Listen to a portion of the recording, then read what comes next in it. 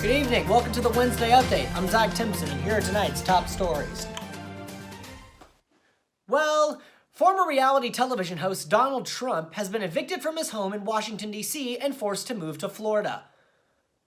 Joe Biden was sworn in as president last week after putting his hand on what I think is the world's largest Bible, which is a very different change of pace from what Trump put his hand on 4 years ago, a Playboy magazine. Okay, I'm sorry, Biden. Joe Biden is our new president, so I will be making Biden jokes. Yes, I know how to do that. Here we go. Really, Joe? You're gonna go with that haircut? I mean, it's like you didn't even try to make it look like a squirrel died on your head. Okay, look, yeah, I tried. That was a Trump joke, I know.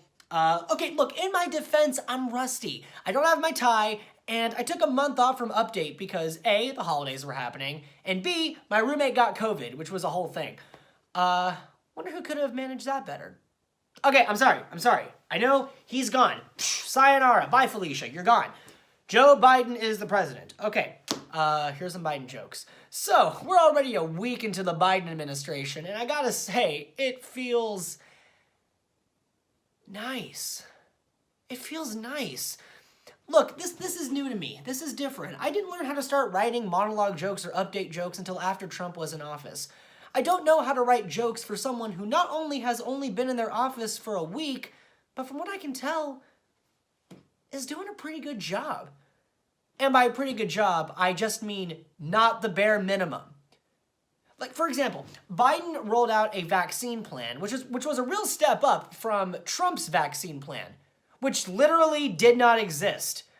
That is not an exaggeration. Trump had no plan, which is ironic coming from a guy who literally only speaks in exaggerations. He shows up with the biggest mask I've ever seen. Over 1,100 jobs.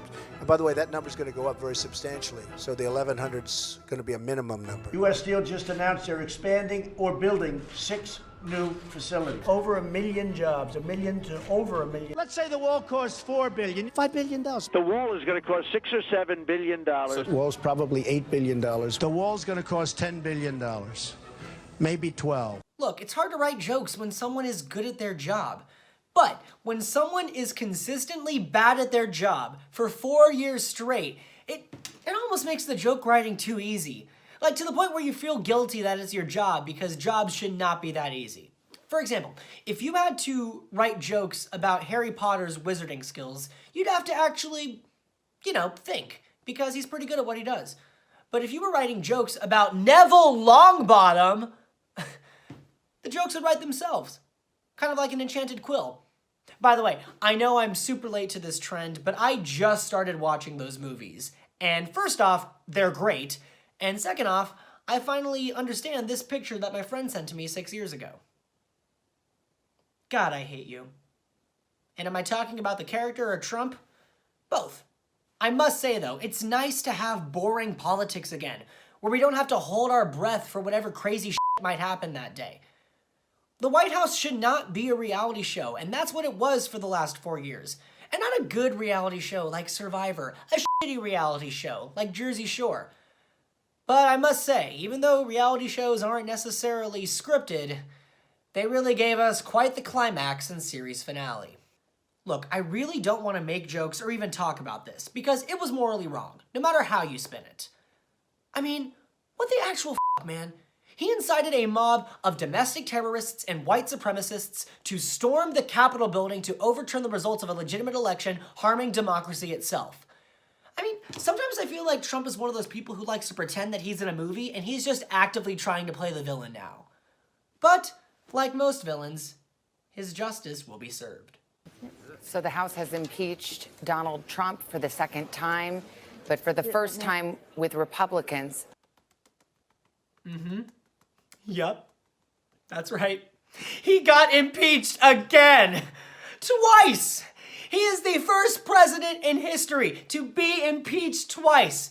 And I gotta say, I'm really excited for what this impeachment has in store. So please tune in to next month's update when we'll be talking a lot about it and we have more information. But for right now, I'd like to give Donald some words of comfort and wisdom, similar to those that he gave us a year ago. Donald, don't worry about this impeachment because one day, it's like a miracle, it'll just magically disappear. Motherfucker. And before you Trump supporters try to cancel me in the comments for calling the president a motherfucker, might I remind you, he's no longer the president anymore. So, okay, we're done. No more Trump jokes. Moving on, he's gone. So, the inauguration. Let's talk about it.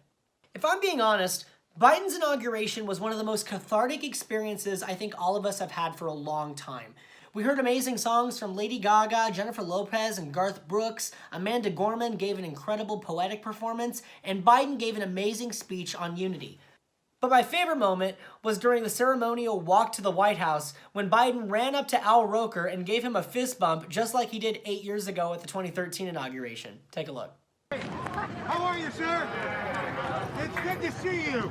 You got to keep doing this. I know, I did. Good to see It's you. been 3 hours. How does it feel, Mr. President? It feels great. It feels good? It feels good. All righty. Aw. You know, in most circumstances, when a person gets a fist bump from a celebrity or a president, they're usually like, oh my God, I'm never washing this hand again. Ah.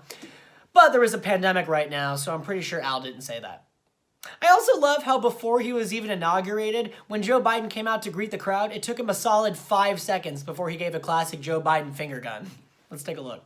Ladies and gentlemen, the President-elect of the United States, Joseph Robinette Biden Jr. and Dr. Jill Biden.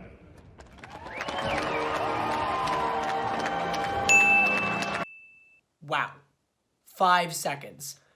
You know, I'm sorry, Biden, but I still think Trump has your record beaten for speed. Just ask Melania. I'm sorry. I had to. It just slips out occasionally. Wow. But anyway, we can't talk about the inauguration without, of course, addressing that Donald Trump wasn't there. And honestly, good.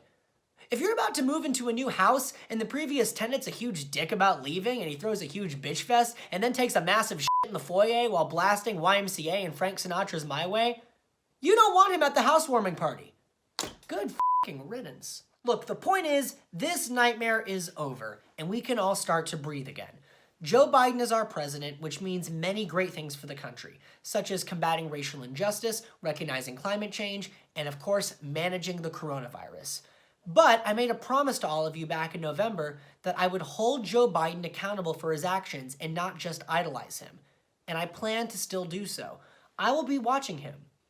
But at the same time, he's new. So give him time. And give me time.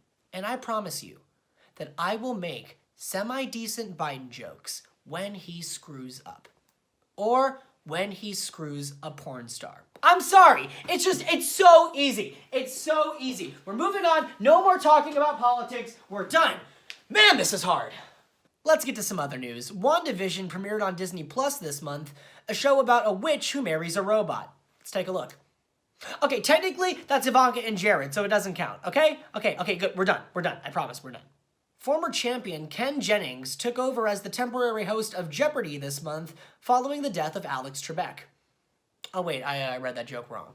What is former champion Ken Jennings took over as the temporary host of Jeopardy this month following the death of Alex Trebek? There we go, I nailed it. A San Francisco man has said that he has made peace with forgetting his Bitcoin password that would have turned him into a multi-millionaire. You know who hasn't made peace with it? His wife. The annual No Pants subway ride event has been canceled this year due to the COVID-19 pandemic. Because if there's any group of people that care about their health, it's people who ride the subway without pants. Organizers of the 105th Pennsylvania Farm Show, which will be held virtually this year, are calling upon residents to make butter sculptures up to 5 pounds, which is much different from previous year's limits of 1,000 pounds.